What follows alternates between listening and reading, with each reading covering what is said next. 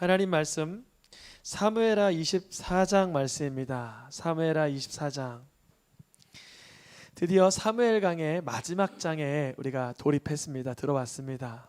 사무엘하 마지막 24장 1절에서 10절까지 말씀입니다. 제가 한 절, 우리 성도님들께서 한 절 한 절씩 교독하였겠습니다. 여호와께서 다시 이스라엘을 향하여 진노하사 그들을 치시려고 다윗을 격동시키사 가서 이스라엘과 유다의 인구를 조사하라 하신지라.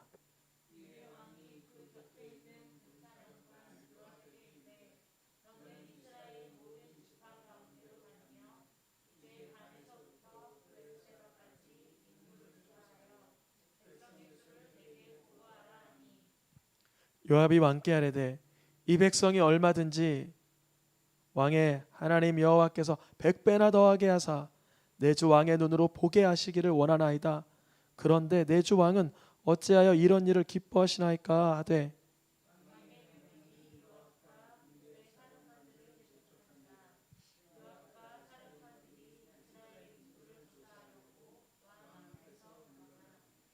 요단을 건너 갓 골짜기 가운데 성읍 아로엘 오른쪽 곧 야셀 맞은쪽 이르러 장막을 치고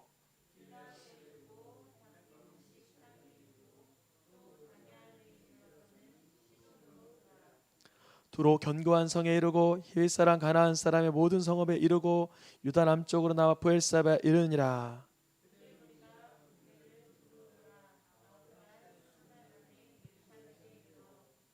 요압이 백성의 수를 왕께 보고하니 곧 이스라엘에서 칼을 빼는 담대한 자가 80만이요 유다 사람이 50만이었더라.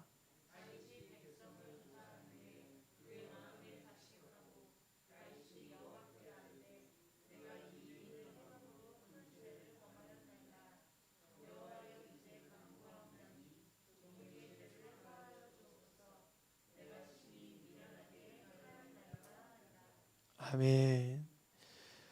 우리가 사무엘 강해를 시작하면서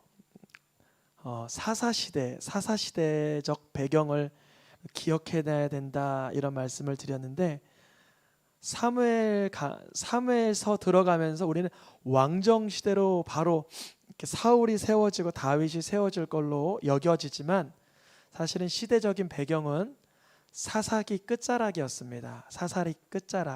사사리 끝자락은 언제였냐면 레위 지파까지도 다 무너져 내리고 하나님에 대한 예배, 예식 그리고 사사들마저 다 부패하여 넘어져 버리는 상황. 마지막 사사 삼손까지. 그래서 사무엘서를 들어오면서 하나님께서는 이러한 이스라엘을 어떻게 하시길까? 이러한 가나안 땅을 얻고도 민족의 수가 80만이나 되고 이 민족이 가나안 땅을 얻고도 레위기의 말씀을 얻고도 이렇게 부패하였다면 하나님은 이 민족을 어떻게 건지실까? 이런 분위기 속에서 들어갔습니다. 근데 하나님께서는 한 사람 한나 기억하시죠? 한나가 얼마나 울었어요. 기도하는데 참 많이 울었어요. 우리 성도님들 중에 혹여나 기도하다가 요새 눈물이 참 많아지고 그렇게 하염없는 그렇게 눈물의 샘이 솟구쳐 오르면 축복받고 감사하시길 축복합니다. 왜냐하면 하나님이 그 사람을 쓰신다는 거예요. 한나가 많이 우니까 뭘 발견했냐면 하나님도 나처럼 아프시구나. 나는 자녀가 없어서 이렇게 괴로운데 하나님은 하나님의 백성 중에 하나님의 자녀된 삶을 사는 백성이 없어서 아프시구나라는 것을 한나가 발견합니다. 한나의 아픔을 하나님이 발견하는 것도 중요한데 하나님의 아픔을 한나가 발견하는 것도 중요합니다. 한나가 이런 고백을 하죠. 하나님, 아이 주세요. 그러면 하나님께 드릴게요. 하나님께 서원할게요. 그러잖아요. 그래서 한나로 인하여 누가 태어나죠? 사무엘. 사사시대의 그 흥청망청 망그러진 부패한 사회 가운데 사무엘이라는 즉 하나님의 음성 듣는 사람이 태어납니다. 그 당시에 하나님의 음성 듣는 귀가 많이 둔하여졌어요. 하나님의 비상한 일을 받는 일이 아주 흔하지 않았었어요. 그런데 사무엘이 하나님의 이상을 보고 하나님의 환상을 보면서 자기를 길러내준 엘리지 사장의 끔찍한 가문의 아픔을 얘기해 주지만 회개가 일어나지 않고 죄악으로 엘리와 두 아들들이 전쟁터에서 죽고 놀라는 소식에 죽고, 사무엘은 이제 사사시대를 종지부짓고 하나님의 나라, 하나님의 백성된 이스라엘을 이끌려 하는데, 백성들은 뭐라 그러냐면 우리도 왕을 좀 세워주세요 그래요. 그런데 어떤 왕? 사람 보기에 좋은 왕, 어깨보다, 우리의 머리보다 어깨 위에 그런 보기에 듬직하고 우리도 드러낼 만한 왕을 좀 주세요 하더니 누가 세워져요? 사울왕이 세워지고, 그가 하나님 마음에 아픔이 되니 두 번째 왕 누가 세워지죠? 다윗이 세워져요. 다윗의 특징은 뭐냐면 하나님께서 기름 부어 세우셨다는데 몇 번 기름 부었다 그랬죠? 3번을 기름 부었다 그랬어요. 한 번은 사무엘을 통하여 어린 시절 기름 부음이 시작됐다면, 그의 가족들과 동족들 유다 지파에서 한 번 더 기름 부음이 이루어지고, 그가 통일 왕국의 왕이 되었을 때 북쪽 이스라엘의 장로들을 통하여서도 한 번 더 기름 부음이 일어나서 다윗은 정말 하나님 보시기에 흡족한 왕으로 성장해 나아가는데, 다윗도 인간이고 피조물인지라 여러 번의 연약함과 실수가 있었죠. 그 다윗이 이제 24장 끝자락에 왔습니다.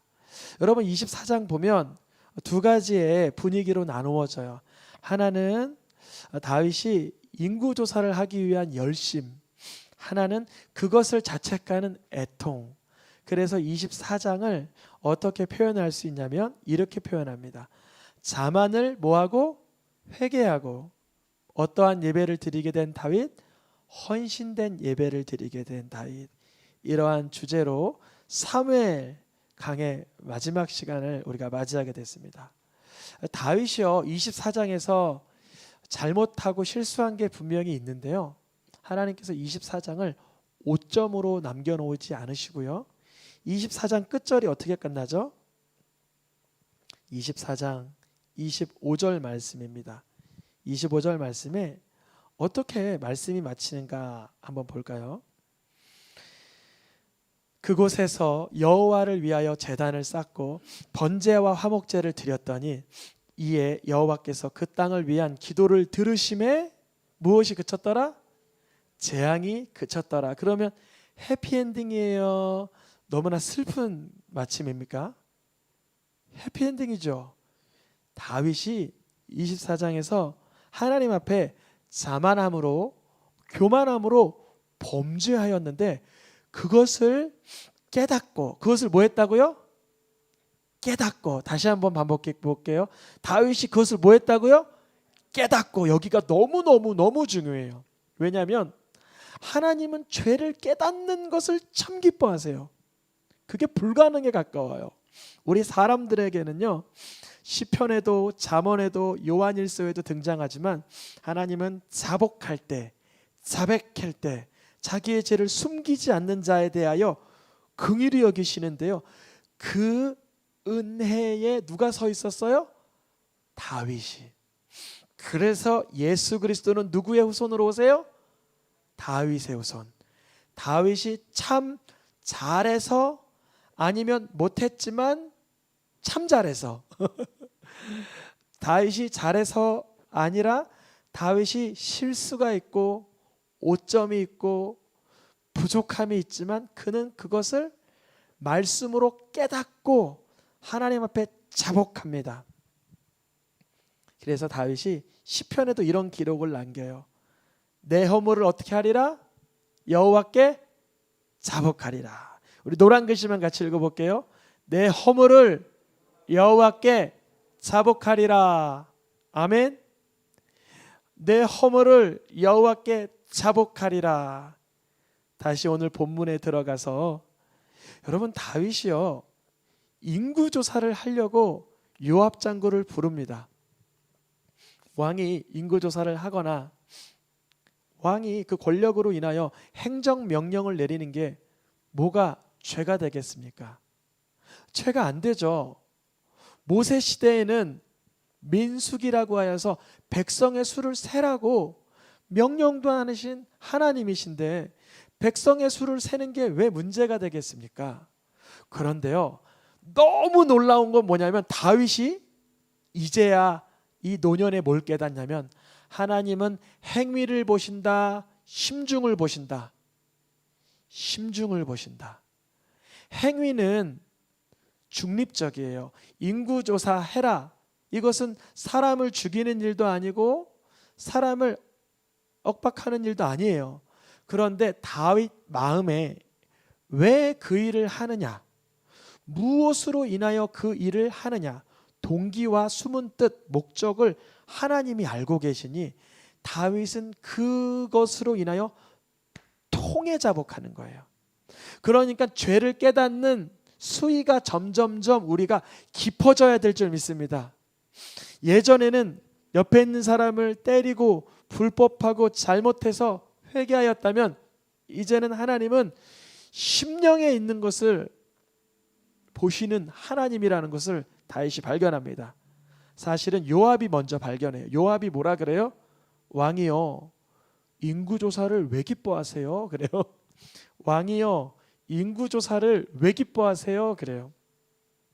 다윗이 사람 숫자에 관심을 가지게 된 계기가 뭘까요? 예전에 다윗이 골리앗 무찌르러 갈 때 골리앗 뒤에 병사 850명, 우리 쪽 뒤에 군사 1200명, 이길 수 있겠다, 싸우자 그랬을까요? 아니잖아요.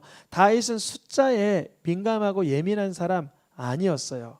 그런데 왜 다윗이 인구조사해라, 숫자, 사람 숫자에 관심을 가지게 됐을까요? 저는 추정하건대 이거예요. 다윗이 말년까지 40년 정도의 통치를 하면서 깨달은 게 하나 있어요. 뭐냐면 하나님의 도우심으로 승리했다. 그런데 그때마다 보니까 병력이 튼튼한 것 같은 거예요. 국방이 튼튼한 것 같은 거예요. 그래서 국방력을 든든히 해야 승리하니까 우리나라 국방력이 얼마나 되는지를 좀 확인해야 되겠다. 그러면 이 순간 건전할 수도 있고 하나님을 의지하는 신앙이 흔들릴 수도 있는 거예요. 근데 다윗은 나중에 내 죄를 깨달을 때 어떤 걸 깨닫냐면 내가 흔들렸음을 깨닫는 거예요. 여러분, 우리가 뭘 회개해야 될까요? 흔들렸음을 회개하시길 축복합니다. 마음으로라도 음욕을 품으면 이미 뭐했다? 간음했다. 마음으로라도 누군가를 뭐했으면 증오하고 미워했으면 이미 뭐했다? 살인했다. 하나님은 그 중심을 보시는데 우리가 회개하는 것은 거기에 있지 않을 때가 많아요.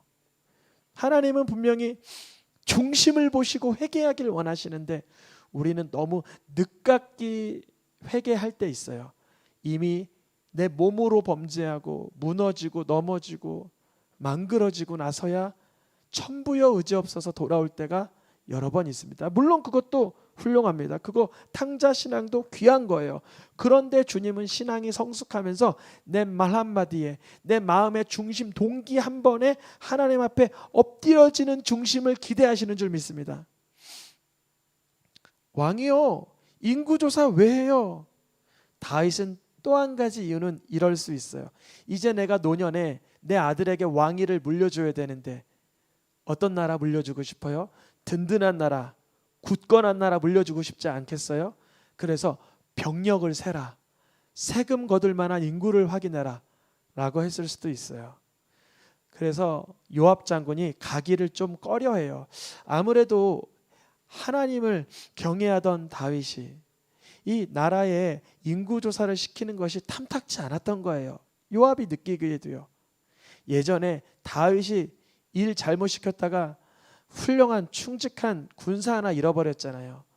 요압은 꺼려해서 재차 반문합니다. 왕이여, 왜 이런 일을 기뻐하세요? 그런데 다윗이 그동안 살아온 배경으로 보면 이젠 깨달아야 돼. 이상하다. 요압이 왜 툭 명령을 했는데 반기를 들고 그랬을까? 깨달아야 되는데 뭐라고 말해요? 그냥 가서 조사해, 이렇게 말해요. 그냥 가서 조사해. 이렇게 재촉한지라. 요압이 인구를 조사합니다. 재촉하여서 조사를 해요. 그러면 다윗이 이것을 얼마나 기다렸나, 인구 조사를 얼마나 기다렸나 보니까 몇 달 기다렸대요? 9달, 20날. 그러니까 9달하고도 20일이 더 지나갔어요. 그러면 이 기간을 뭘로 볼 수 있을까요? 다윗이 뭐 할 수 있는 기회? 맞아요. 회개할 수 있는 기회예요. 아니, 인구 조사가 이스라엘이 뭐 옛날이라고는 하지만 엄청 큰 나라도 아니고 그렇게 오래 걸리지 않을 수 있는데 이게 막 늘어지는 거예요. 9달까지 막 가는 거예요. 인구조사하는데 각 지파의 수령들에게 인구수 확인해가지고 걷어오면 되는 일인데 그것이 9달, 20날 걸릴 만큼 오래 진척되는 거예요. 아주 지루한 시간이었습니다. 그런데 다윗은 아직 회개할 마음은 없어요. 어디에 관심이 있으니까? 숫자에. 이 숫자라는 게 참 우리 사람 마음을 흔들어 놓습니다. 숫자, 통계라는 것이. 그래서 한 7, 8년 전일까요? 그 국제회의에서 통계에 관한 회의를 한번 한 적이 있어요. 통계를 어떤 방법으로 활용하고 어떻게 적법하게 조사를 해야 되는지에 대해서 세계 이렇게 유수한 나라들이 모여서 그걸 회의한 적도 있어요. 통계가 사람을 속이기도 하고 낙심하게도 하고 사람을 들뜨게도 하고 두렵게도 합니다. 코로나 오늘 5,000명 나왔습니다. 통계가 나오면 마음이 갑자기 어떻게 돼요? 덜컥 그래요. 아니, 나한테는 아직 아무 일 안 일어났는데 덜컥 그래요. 그리고 코로나 오늘 하루 사이에 50명으로 줄었습니다. 그러면 괜히 막 화사해져요. 우리가 그런 객관적인 채널을 통해서도 정보를 얻지만 잘 보세요. 내 믿음이 하나님께 있나?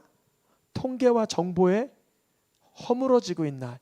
이것을 분별할 수 있어야 돼요. 사실 통치자, 집권자, 권력자들은 통계를 잘 써먹기도 합니다. 뭐 누가 거짓 조사, 누가 적법한 조사했다 말하려는 의도가 아니라 우리가 그렇게 통계와 숫자에 그렇게 연약하고 허약하다는 걸 깨달아야 됩니다. 다윗은 자기 마음을 이제 어디에다가 두고 싶냐면 숫자에다가 두고 싶어요. 포만감을 누리고 싶은 거예요. 다윗은 인구 조사할 수 있는 권력이 있는 왕입니다. 하는 거 누가 뭐라 할 수 없어요. 그러니까 재촉하니까 누구도 마다할 수 없고 나가서 조사한 것입니다. 조사해 보니까 몇 명이에요? 북쪽 이스라엘, 유다를 제외한 사람들이 80만 명, 유다 사람들은 50만 명, 한 130만 명의 대군이에요. 듣고 보니까 어때요? 든든하죠. 여러분 통장을 열어보니, 여러분 증권 계좌를 열어보니 여기에 100억, 여기에 100억, 여기에 1000억. 어때요? 든든하죠? 그러면 정말 내 영혼이 든든한 상태입니까? 그렇지 않다는 거예요. 내가 아무리 숫자와 통계와 계산과 정보와 자료를 통해서 내가 넉넉하다라고 누군가 계속 요구해도 하나님 보시기에 아니면 아무것도 아닌 거예요. 그것을 다윗이 망각한 상태다라고 볼 수 있습니다. 다윗이 이 정보, 이 조사를 듣자마다 한 행동이 있었으니 10절 말씀입니다. 다윗이 어떻게 했어요? 그 마음에 자책하고. 여러분, 여기가 바로 우리가 다윗의 길을 따라야 될 유일한 이유입니다. 아, 죄책감을 가져야 되는구나, 자책감을 가져야 되는구나가 아니라 다윗은 지금 자책하지 않아도 될 상황에서 자책을 하고 있어요. 뭘 자책하고 있었을까요? 노란 글씨만 읽어보겠습니다. 내가 이 일을 행함으로 큰 죄를 범하였나이다. 여호와여, 이제 간구하옵나니 종의 죄를 누구의 종일까요? 다윗은 하나님의 종. 주인은 누구예요? 하나님. 그러면 종이 하나님이 시키지도 않은 인구조사라는 거대한 행정 그런 액션을 취할 때는 하나님의 뜻을 한 번은 물어봤어야 돼요. 한 번은. 그러면 다윗은 반드시 깨달았을 거예요. 왜냐하면 이것은 한두 번 이렇게 언급한 귀절이 아닙니다. 노란 글씨만 읽어보겠습니다. 이스라엘 자손의 수요를 뭐 할 때? 조사할 때. 조사받은 각 사람은 그들을 계수할 때 무엇을 드려야 된다? 자기의 생명의 속전을 여호와께 드릴지라. 만약에 다윗이 정말 하나님의 뜻에 합당하게 조사를 하게 되었다면, 이번에 인구조사를 하는데 특별히 20살 이상 된 사람들은요, 하나님께 생명의 속전을 드릴 수 있도록 준비하세요. 이 말씀의 선포가 있었어야 돼요. 근데 다윗은 지금 어디에 목적이 있냐면 국방력에 관심이 있지, 하나님에 대한 백성들의 마음이 향해야 하는 그것에 대해서는 마음을 두지 않았습니다. 그러니 하나님께서는 이 계수함의 결과, 하나님과 무관한 인구조사이니까 그것을 계수할 때 질병이 없게 하려고 하나님은 의도하시려고 이러한 룰을 만들어 놓으셨는데, 그것을 억척스럽게 깨버린 사람이 다윗이었어요. 이로 인해서 정말 이 백성에 전염병이 돌게 됩니다. 7만 명이나 죽어나가요. 이 계수할 때 하나님은 분명히 이렇게 말씀하셨어요. 백성을 계수할 때는 한 사람마다 부자든지 가난한 자든지 반드시 반세계를 내라. 반세계를 오늘날 비용으로 환산하니까 대략 한 10만 원 정도 되는 것 같아요. 10만 원은 부자에게 작은 돈이죠. 10만 원은 가난한 자에게 큰 돈이죠. 그러나 누구라도 하루 열심히 일하면 얼마는 벌 수 있어요? 10만 원 벌 수 있어요. 목사님 어디 가서 10만 원 벌기 힘들어요. 아니요. 요즘 최저임금이 거의 10,000원 가까이 돼서 10시간 일하면 법대로 하면 10만 원을 벌 수 있어요. 그러니 이건 무슨 뜻일까요? 누구나 자기 생명의 근원이 하나님께 있음을 고백하라는 거예요. 부자라고 더내지도 말고 가난한 자라도 뭐하지 말라? 덜내지 말라. 이 생명 인식을 줘야 할 왕이 그 백성을 그냥 군대의 그런 도구 정도 수준으로 인구수를 세고 있으니 하나님 얼마나 속상하시겠어요. 하나님께서는 이 반세계를 쓸 목적도 알려놓으셨어요. 읽어보겠습니다. 노란 글씨만. 너는 이스라엘 자손에게서 속전을 취하여 회막 봉사했으라. 다윗아, 인구조사하려면 그 백성들마다 하나님께서 출애굽시켜 주시어 오늘날까지 온전한 나라로 살게 하심에 감사하여 속전을 받으면 그것으로 예배드리는 데 활용하여라 라고 가르쳐 주셨어요. 그래서 실제적으로 이 백성들의 계수를 한 모세 시대 때는 그것으로 성소를 건축하였습니다. 출애굽에 보니까 계수된 회중에 드린 무엇으로? 그 은으로, 그 반세겔로 성소 건축 비용으로 활용을 했어요. 그러니까 다윗 입장에는 지금 매우 곤란한 일을 벌인 거예요. 하나님 편의 조사도 아니고 하나님께 마음을 향할 수 있도록 조사한 게 아니고 그로 인한 결과가 예배의 회복도 일으키는 것도 아니고, 다윗은 스스로 자책할 만한 이유를 말씀에서 찾았어야 되는 것입니다. 그래서 이제 다윗이 하나님 앞에, 하나님 이 종이 무지하여서 죄를 범하였습니다 하면서 자복하고 자기 자신을 자책하며 회개합니다. 오늘 본문 다 잊어버려도 좋으니까 이거 하나 기억하세요. 아무도 모르는 나의 행위 말고 그 속에 있는 마음을 회개할 수 있기를 축복합니다. 그것이 바로 다윗의 자손 예수 그리스도, 다윗의 길을 따르라라는 이유입니다. 다윗이 하나님 말씀대로 참 잘 따랐죠. 그런데 미끄러지고 넘어지면 누가 보기에도 죄가 아닌데 스스로 하나님 앞에 엎드려지는 모습이 종종 있습니다. 사울 왕의 옷을 베었을 때, 또 오늘처럼 인구조사를 하였을 때 누가 봐도 아니 왕이 왜 그러시나, 다윗이 왜 그러시나 할 만한 일인데 다윗은 하나님 앞에 엎드려지는 거예요. 이것을 복받은 자, 은혜 받은 자, 하나님께 죄악을 가리움 받은 자, 복받은 자라고 합니다. 여러분, 자복하고 자백하여 깨달아 주님께 토해낼 수 있기를 축복합니다. 어디 아프신 데가 있어요? 불편하신 데가 있어요? 괴로우신 바가 있어요? 토해내시길 축복합니다. 하나님께 토해내는 연습. 방언 기도하시고 말 기도하시고 두 가지를 같이 하셔야 돼요. 무슨 기도? 무슨 기도? 우리가 방언으로 기도하면 무엇이 열매 맺어요? 영. 내 영이 열매 맺지만 마음이 열매 맺지 못해요. 그러나 말로 언어로 하면 영은 민감하지 못하지만 마음이 열매 맺는다고 고린도서에 기록되어 있습니다. 우리가 아무도 없을 때 새벽 기도 때도 몇 명 계시니까 힘들다면 낮 중에라도 나와서 부르짖어 보세요. 방언으로 말로 부르짖어 보세요. 그러면 주님이 반드시 내가 통해 자복할 애통함의 문제를 끄집어내서 발견케 하시고 해결해 주십니다. 너무 놀랍습니다.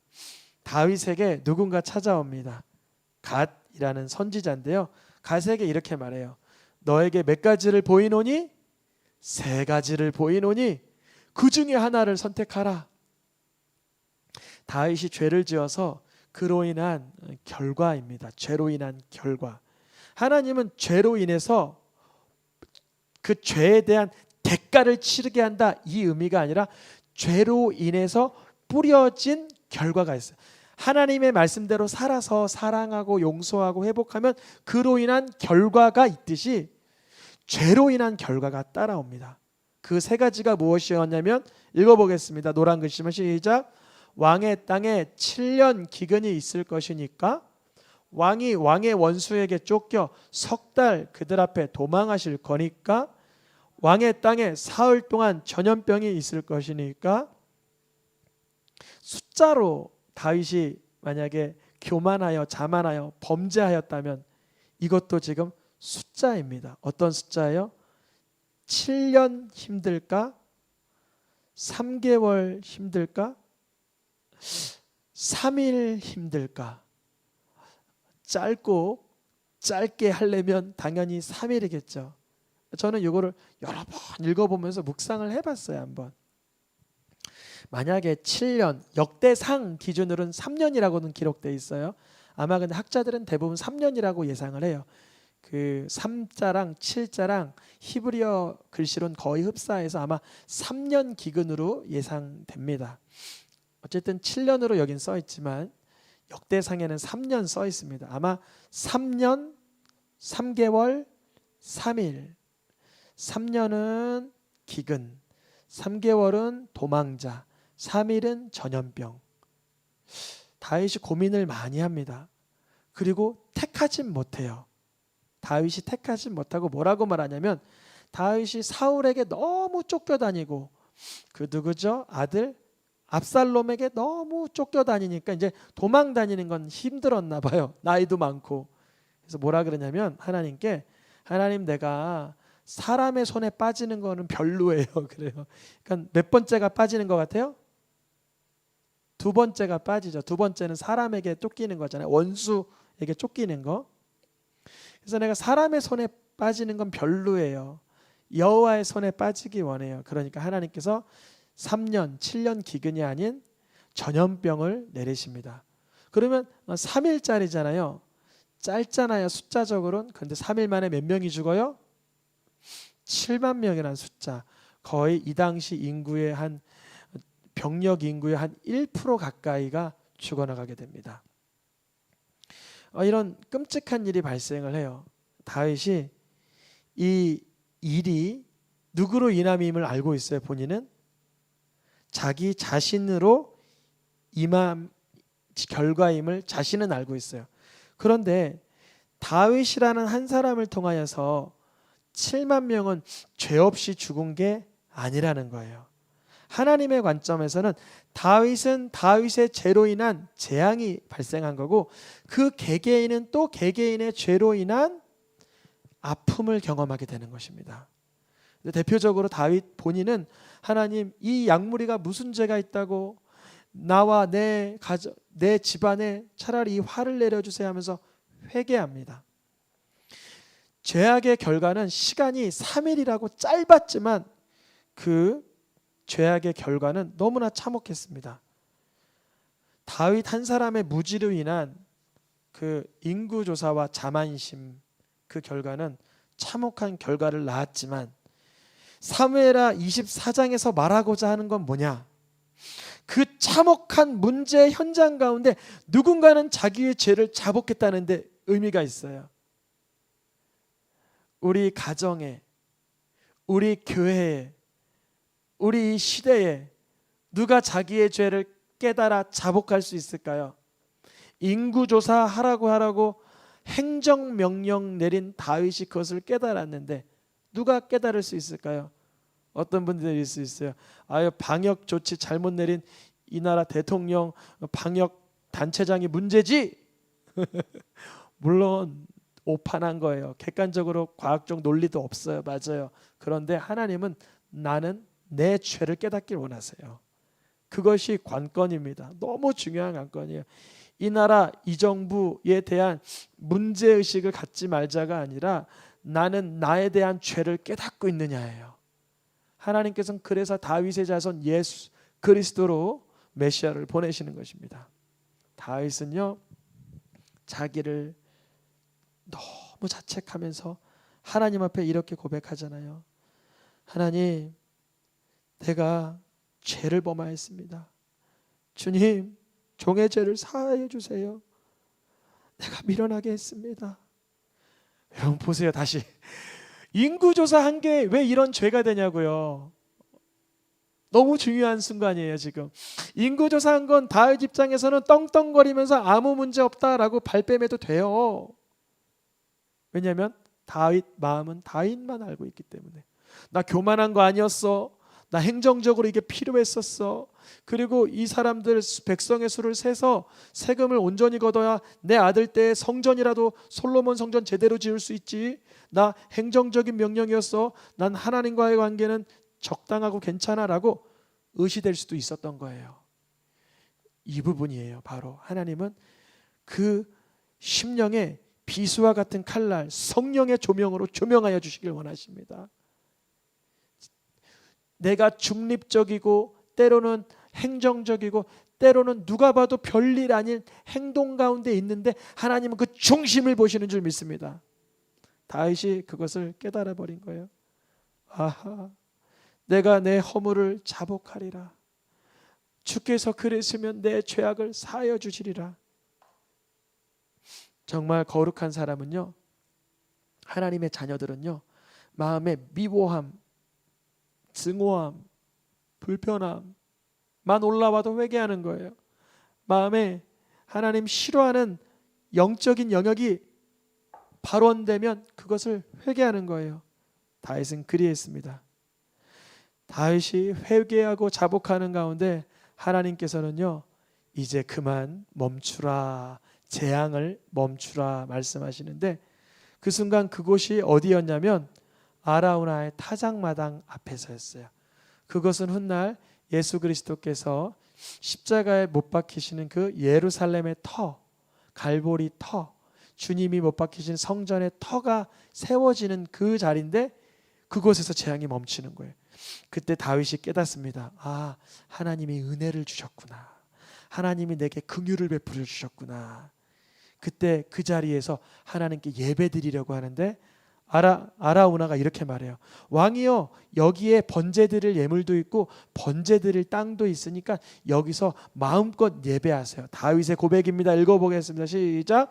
그렇지 아니하다. 내가 값을 주고 내게서 살이라.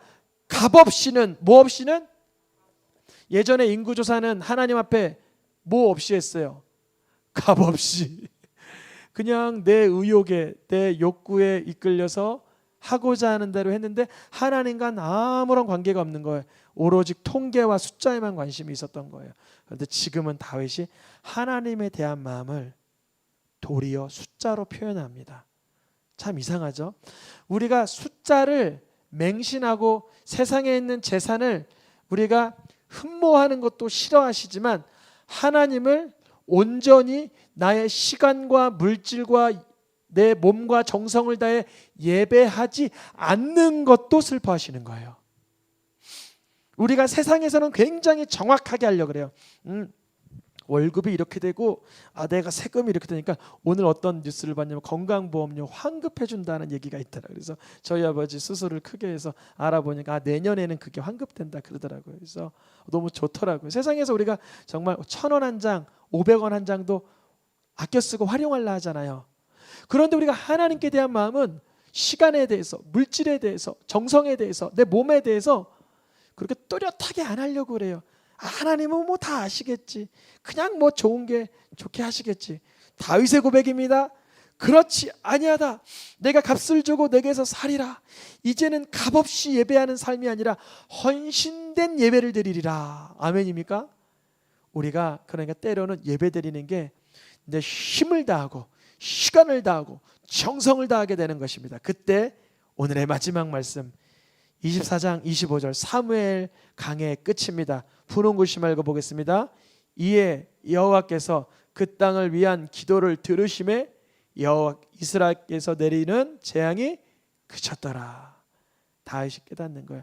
세상을 향한 숫자와 통계의 맹신도 잘못됐지만 하나님을 향해서 온전한 내 시간과 정성을 들여야 함도 깨달은 것입니다. 다윗 한 사람으로 7만 명이 죽어나가는 끔찍한 일이 발생할 때 그럴 수 있다. 이렇게 우리가 여겨지는 것처럼 반대입니다. 이번에는 무엇입니까? 다윗이 범죄함으로 수많은 사람이 죄인이 되어서 사망하였지만 우리 주 예수 그리스도께서 한 사람 무엇 하심으로?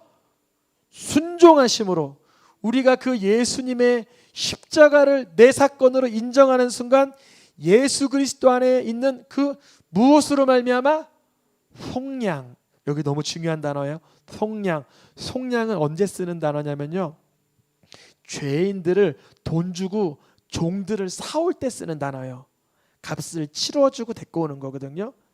그러니까 예수 그리스도의 속량으로, 이 뜻은 뭐냐면 우리가 사단 마귀에게 팔렸었는데 사단 마귀의 영수증이 있는 자인데 예수님의 피로 인하여 그 영수증이 도말되고 하나님께로 이제 양자 들임받은 것입니다. 예수님의 속량으로 하나님의 은혜로 의롭다라고 얻은 그 칭의를 얻은 자가 된 것입니다. 다윗의 제사는 죄를 깨닫고 나중에야 알았지만 예수님의 제사는 예수님이 죄 없이 나를 위하여 속량하신 제사인 것입니다. 오늘의 마지막 말씀 읽고 마치겠습니다. 제가 쭉 읽어드릴게요. 한번 보시면서 들으세요. 그 아들 안에서 우리가 속량, 무엇을 얻었도다? 곧 죄사함을 얻었도다. 우리는 그리스도 안에서 그의 은혜로 말미암아 그의 피로 말미암아 속량, 곧 죄사함을 얻었도다. 너희는 이제 예수님의 값으로 사신 것이 되었으니 무엇이 되지 말라? 사람들의 종이 되지 말라. 값으로, 예수님의 값으로 산 것이 되었으니 무엇하라? 이제 평생토록 몸으로 하나님께 영광을 돌리라. 사무엘서 강해가 이렇게 마칩니다. 다윗은 끝까지 연약한 자로 보여져요.